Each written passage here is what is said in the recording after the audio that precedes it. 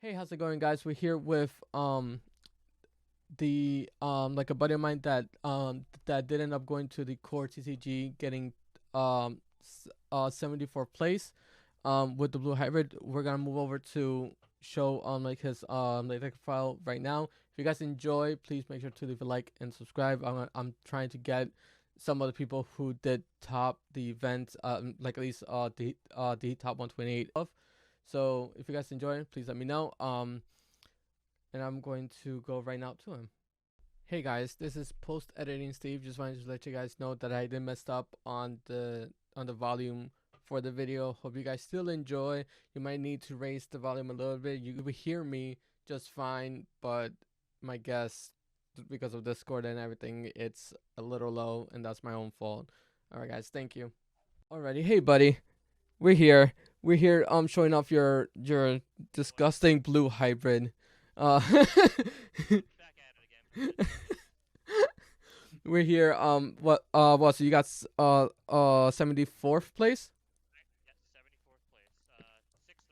I bubbled out of the top 54. Um, let's go over your list and see what were your like tech choices, because we did play a lot throughout the whole week of the CoreTCG and the Carta Magica, and you were rocking blue the entire time, and you were switching here like a lot of the ratios here and there. Please if you could let me know like a little bit like about the ratios, let's say like some spice there. So, What do you got? my first concern was like rookies. How many rookies should I run? Um, I settled for three Siako, three of every rookie. So it's Siako, Madoki, and then BT4 Strabi. Since egg hatching wasn't really a big concern, and I more often than not hit at least one rookie per game. Um, so I opted to go back to three. I've since gone back up to four just to have more consistency. But at the time, it seemed pretty solid, and it proved to be fruitful during Journey, and also the two Bokos. Why made you decide going two instead of like three or four? Um, I felt like I had enough search power from Strabi and Davis, and I didn't want to pass up like a Zulong or Hexplow from a Boko, and I didn't really necessarily even need the memory from Boko either, like because I have Sorjo, I have Hammer Sparks. There's much more ways to get memory in this deck than just Boko. Okay, okay, yeah, definitely. Because I know, like a lot of people are running three, and seeing the two is kind of weird. But Yeah. I can see your like understanding with it. Yeah. Yeah, I might kick it back up to three for top cut, but for now two is sufficing. Okay, okay. And for your level fours. Level four is it's straight up just the four Kumas, four Koris, and one Kendo Gururu. You need to have all of Tommy, the whole Tommy package. And the Kendo Gururu is just really good for knocking back like a Gazi or a Cutemon or something to get you back your ability to gain memory or can Digivolve for a lower cost. Okay. No. None of the BT7 Kendo. Um, I never really considered it because that's it. That you have, in order to get Jimming, you have to go off a hybrid because we're not gonna run Koji. I thought of Okay. running Koji, but running Koji would be that's another whole like few slots that would have to go to Koji specifically, to even run, Kendo. And Koji has a good inherent effect, gaining memory and can't be blocked, and that would be really useful, but it's just not required. And stunning is much more important than, being able to check for jamming, Okay. Okay. And the level especially five. in this format Oh yeah. because this format like kind of low DP. Oh yeah. Oh, yeah. Definitely. Definitely. Only four level fives. Yeah, level five's like because Daipen doesn't reduce cost, but Beowulf does, and Beowulf's all you really need because you can just swing to knock back a level four. Like Beowulf's just he's too solid, and it's it's just a very conservative format. You want to be using as few memory as possible, like just to in order to get all your combos off. Okay. No. Yeah. Yeah. I can see that, and also the Dipedo doesn't do as much since you are running. Like I see that you have the Hexablow like down there like in the bottom. Yeah, So pretty yeah. much just the Dipedo right there. Die pen would only really be useful for like getting a few extra cards in your hand, but that's just under the assumption that your opponent has Digimon on their board that don't have sources, and also like yes, it blocks level 3s from attacking, but like it doesn't reduce cost, and cost reduction is the biggest factor. Even if like Beowulf didn't have a good effect like that, and it still reduced cost, we probably still run it over Die pen. Okay.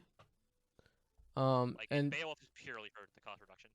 oh yeah, it's such a good card, and also be able to just like bounce back your level 4 even though they have no target. It gives you a free hybrid in hand. Yeah, it can recycle hybrids really well. Um, if for example, say like they have like 3 bodies on board, um, you have like a Sora Joe and a Matt and a Davis, so you have like 5 memory base. You can go straight into a Zulong that turn, and go 4 checks because you go 2 for level 4, 1 for Bayo, and then you have 2 more from your Sora Joe, and he goes Zulong because he gains 2 memory, or he gains 1 memory for all 3 of them, so he's at 2. Like you can just swing for 4 checks. A Zulong is just like the perfect combo off Beowulf if you have the memory. Did you ever have a problem with running 3 megas with only 4 level 5s? No. So Hexblow is in there for the emergency situations. I used him once, and Hexblow actually won me a game against Eismon Rush because they're playing loop, and I just had Hexblow on the field. They couldn't contest it. They just had nothing to contest it. So Hexblow just kind of sat there. They would cycle through all their stuff, but they can't swing because they're hard playing everything. And like if you hard play like a Cerberus and go into Lilith, can't attack. So Hexblow won me a game like that. And then 2 Zulong was just for more consistency, because if I hit one on security, I still want to be able to grab one later, because if it could be useful. Okay. I'm testing 1 right now, but for like at that time 2 seemed right, and running 2 is justifiable. Oh yeah.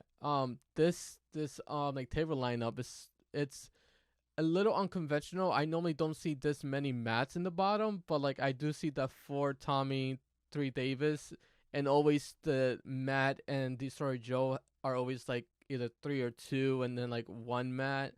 What were your thoughts on running 3 and 3 of those? So a lot of people I talked to were like, "Go for Sora Joe, like it's too oppressive," and like I agree with them.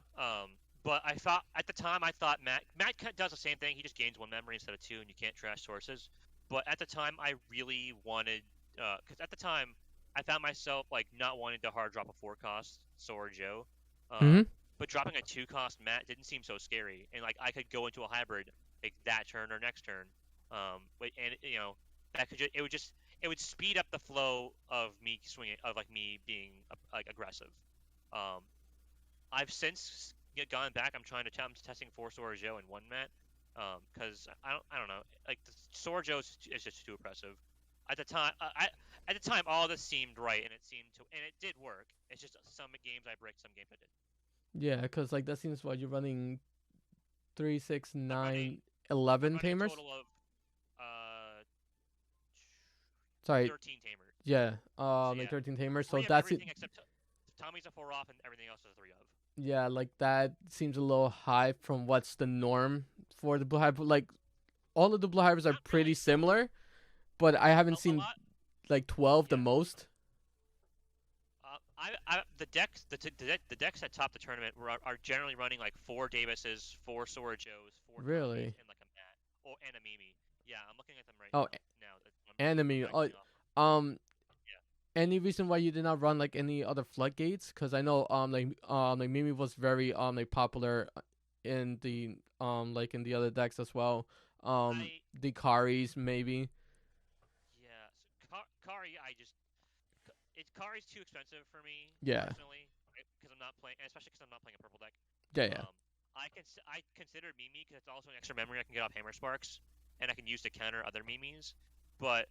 I just didn't find a spot in the deck because I wanted to have some removal, I wanted to have a lot of memory gaining, I wanted a lot of tamers.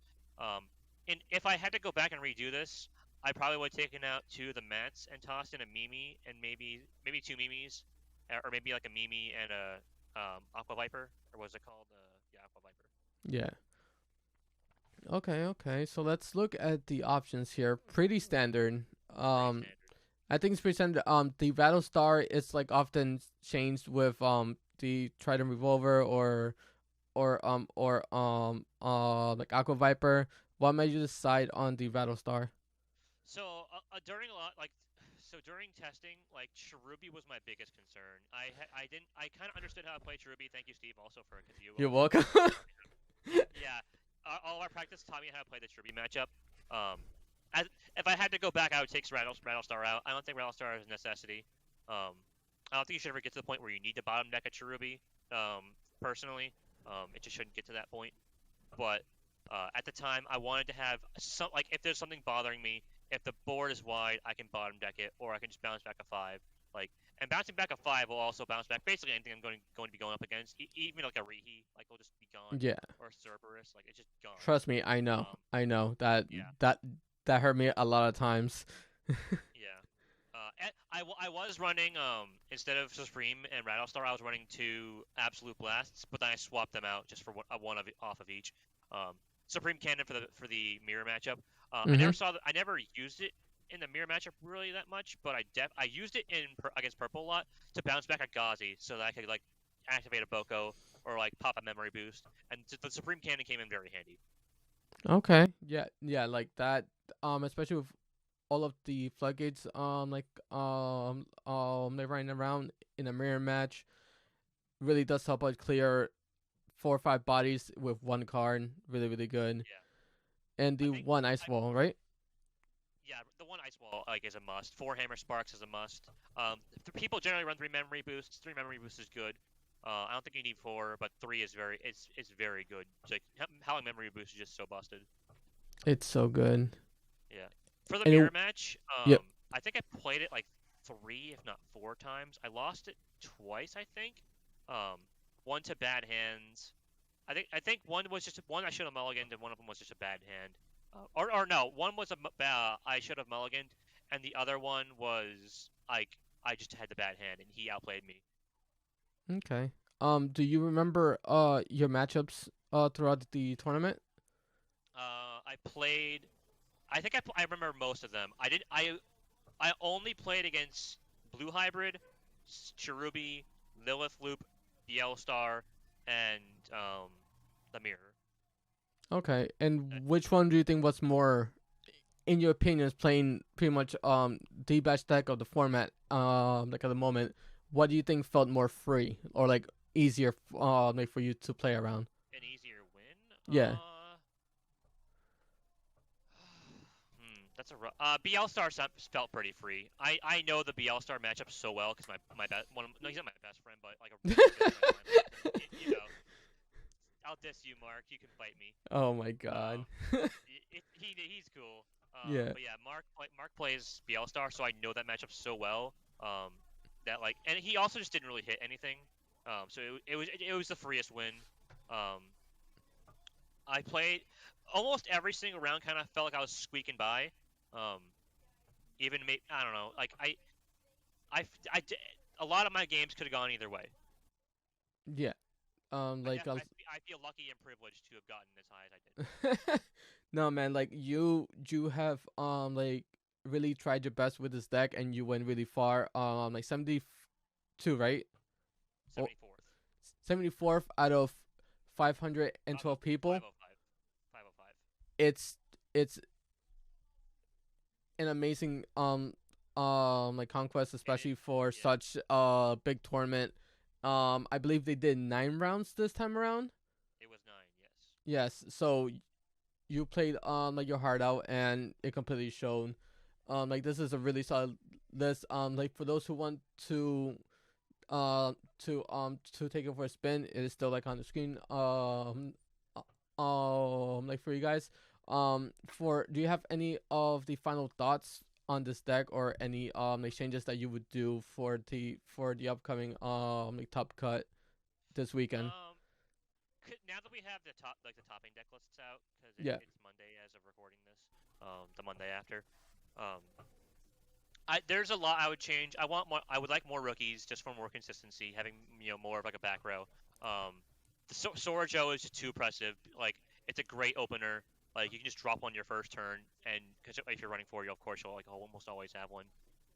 You can get Davis later. The mats are not necessary whatsoever. I would. I'm still kind of thinking here there. I took out the Hexplow. I also took out one of the Azulongs. I might toss Hexplow back in just because I like having the safety from him. Uh, And to be fair, he's kind of like he's kind of like your pet card, like in this deck. Hexplow was my ace for a long time. Yeah. I have such like good memories of Hexplow, even though it was the Lord Knight format and I lost every game. But, Hexplow was still my son, and anything that wasn't Lord Knight, I won. I would probably I wanna if I would actually I would definitely lose the Rattlestar, go for Aqua Viper. Okay. Um, maybe Forbidden Trident too. That could also work. Forbidden Trident is pretty good. Um, yeah, it's it's pretty solid. I definitely think it could be better. I think the topping deck lists are like a little bit better, a little bit worse, depending on situation. It just depends on your playstyle. Yeah, and they also played like completely like different people than you have, so Yeah, it's and this is also like a card game, so it's always like a chance of luck. Like how you yeah, mentioned that you got like destroyed because of a really bad hand. It is for the game like that we play, um but thank you very much like Poke for the deck profile. I really appreciate that. anytime. Representing New England, I appreciate that so much. We were trying to do that this weekend, and at least like a couple of us were able to do it. Hopefully I'm able to get like another person like from the group like later this week to be able to do like another profile. But like, if you guys enjoyed, please make sure to leave a like and to subscribe, and I'm gonna get out of here. um like Poke, have a wonderful night, and I appreciate everybody. Like I do, I like appreciate the deck, man. You did great. Anytime, man. Thank you very much. All right, everybody, have a good night.